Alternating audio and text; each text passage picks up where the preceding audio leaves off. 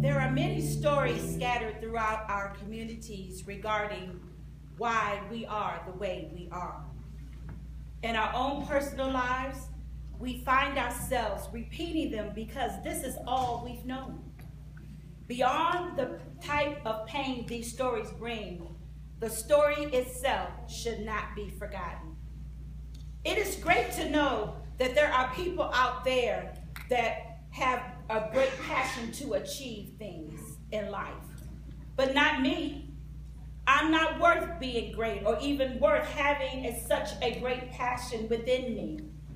I came from the waters that had been left behind after the dark rains of horrible memories.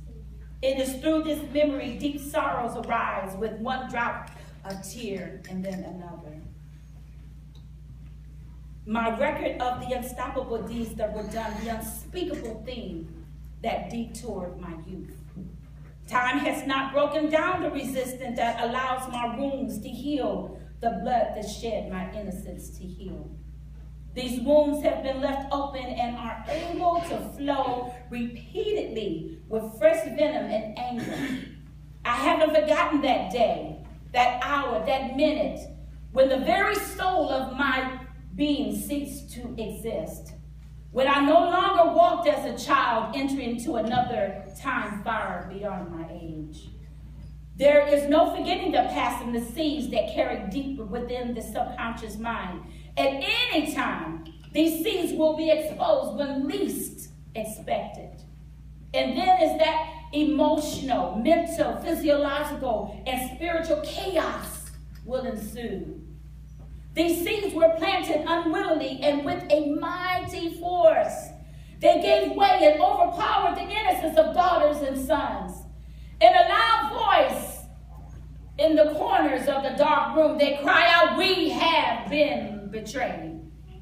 We must uproot these seeds and destroy the weeds by telling the secrets that have been left to bloom into heartbreak, unrest, intimidation, and low self-worth. We must tell the story because these germs were left unattended and allowed to germinate into the very core of our being. The culprits in a lot of these cases are the loved ones, the uncles, the fathers, the mothers, the cousins, and the pastors and the priests. All of whom could be guilty of planting these seeds of betrayal, yet no one wants to take ownership of the weeds that were left unattended and have grown up. Even after fumigating, they grew far beyond the walls of our secrets and have trespassed against us.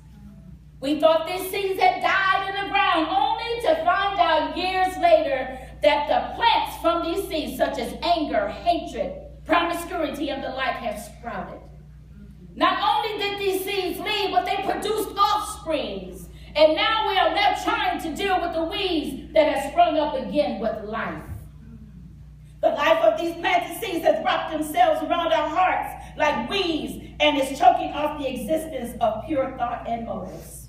It is through counseling and supernatural intervention we deal with the traumas of our cracked pots that left our infected roots exposed. We have to ask God to be the soothing balm to allow healing to take place. In our brokenness, we must seek out why these weeds are yet still living. For some of us, it will take years, and some of us, it will take months, but many of us, it will take a lifetime.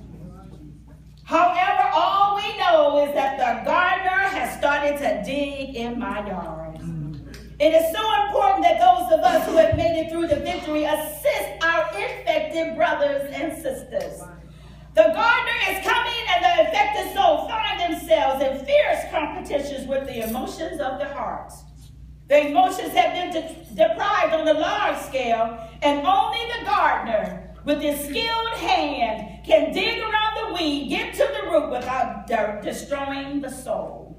Don't give up, for your feeble cries have come up before the Gardner, and the Gardner must have full autonomy to do what is necessary to kill the infection.